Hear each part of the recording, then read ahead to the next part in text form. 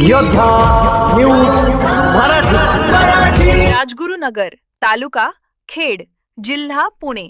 आज एकात्मिक आरोग्य वर्धिनी समिती व आदिवासी प्राथमिक आरोग्य केंद्राच्या कामकाजाच्या तालुका स्तरावर बैठक आयोजित करण्यात आली होती।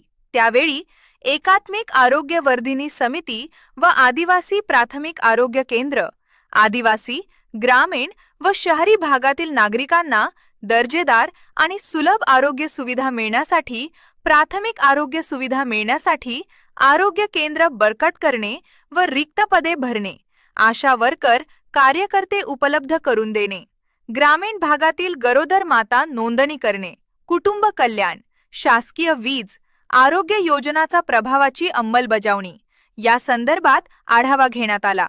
खेड तालुक्यातील 11 प्राथमिक आरोग्य केंद्र, 61 उपकेंद्रे, 3 ग्रामीण रुग्णालय, 1 आपला दवाखाना व 7 नागरी आरोग्य वर्धिनीय केंद्राच्या कामकाजात चर्चा झाली।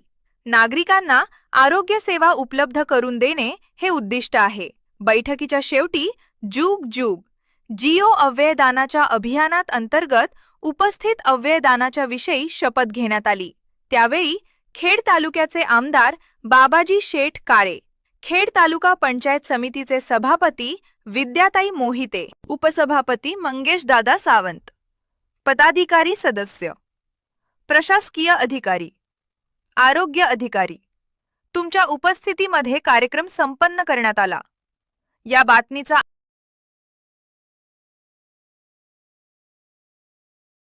योद्धा न्यूज मराठीचा संपादक नारायण मनोहर सूर्यवंशी।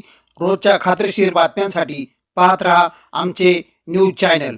आजच सबस्क्राइब करा, व्हिडिओला लाईक करा आणि शेअर करा। धन्यवाद।